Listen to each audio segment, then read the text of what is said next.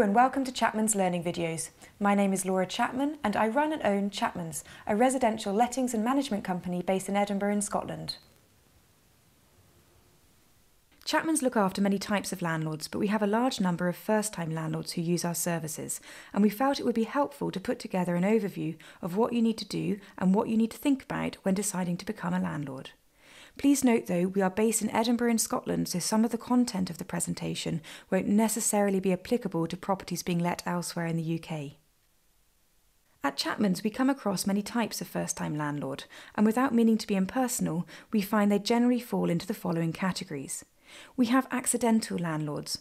For example, these could be landlords who have inherited property, or whose family member has perhaps moved into care and the family home needs to be let out.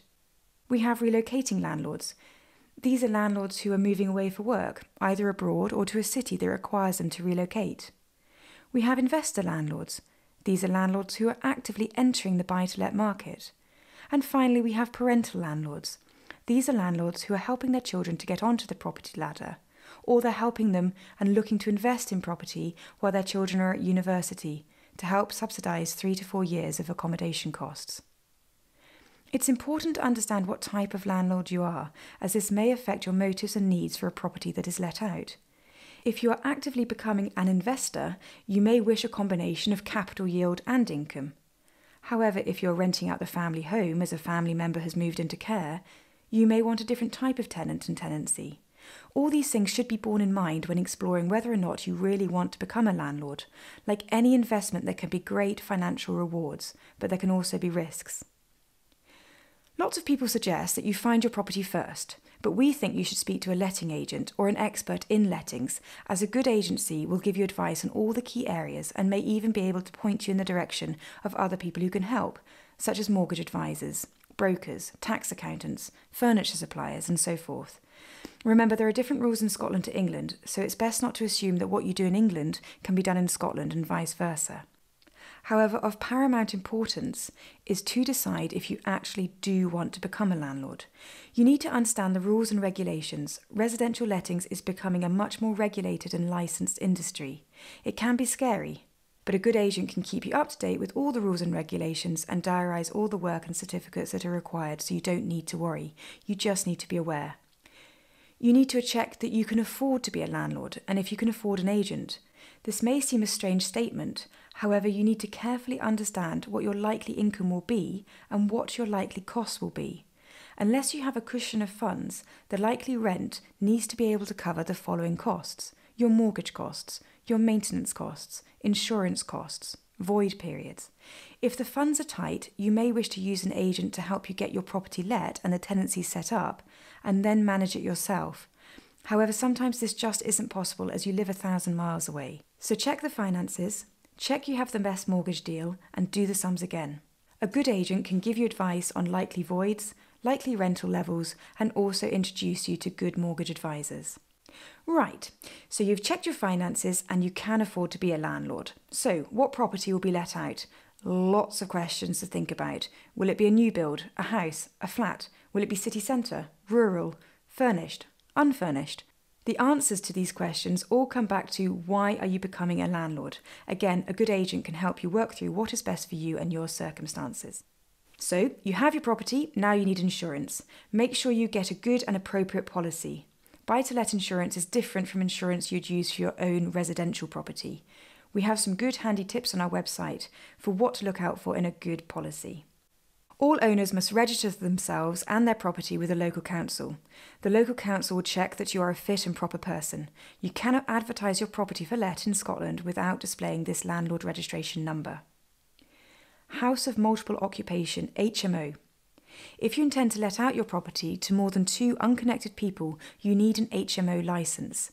A connected person could be siblings, spouses, children, etc. So if you have a large property and you wish to let to 3 unrelated people or more, there are certain rules you need to follow and certain permissions required to do this. It's called an HMO licence, a House of Multiple Occupation licence. Please do get in touch if you need more information. You should also include your EPC rating in your advert. This is the energy efficiency rating of your property. If you've bought a property recently in Scotland, you will have one of these already, and it will be valid for up to 10 years. Once you have this information, you need to think about where you'll advertise your property to let. If you're managing the property yourself, you will need to think about where to advertise. If you're using an agency, you need to check that they have good online portals for advertising your property to ensure the advert reaches as many prospective tenants as possible. Also, a note of caution. When you are interviewing prospective tenants, you must never discriminate on grounds of race, disability, religion, gender, or sexual orientation. So, you've found a tenant you think will be suitable. You now need to think about how you're going to carry out credit and reference checks on the tenant. Remember, in Scotland, you cannot charge a tenant any fees for this. You want to make sure you are getting as much evidence as possible to gauge the suitability of that tenant. For example, do they have a full-time permanent job? Did they look after their last property? Did they pay their rent on time? Can you be certain they are who they say they are? Once you are comfortable with this, you will need the right documentation. The Scottish Government are currently undergoing a consultation exercise on this. However, as it stands, there is a suite of documents you need to give to a tenant, in the right order, to give you the most protection. Again, a good agent can keep you right. Prior to the tenant move-in, you also need to make sure you are fully compliant with current legislation. A good agent can keep you up to date with this, but this will include things like electrical safety checks, gas safety checks, risk assessments for Legionnaire's disease. A good agent will also ensure that your property meets the maintenance standards as set out in the repairing standard. On the day of move-in, the tenant should be given a detailed inventory of the content, conditions, and level of cleanliness of the property. This is a really important document as it will be used at the end of the tenancy if there are any disputes over the move-out condition. Once the lease starts, you should change over the utilities and within 30 working days, lodge the tenant's deposit with one of the 3 government-approved schemes. Sadly though, you cannot now sit back and relax. There are ongoing things you should be doing while your tenant is living in your property. You should arrange regular inspections. You should organise all your periodic safety certificates and keep planning for short, medium and longer-term maintenance issues. And when the tenant wishes to move out, or you wish the tenant to move out, you need to handle the move-out process without risking a void. You should prepare for reletting while a property is still occupied.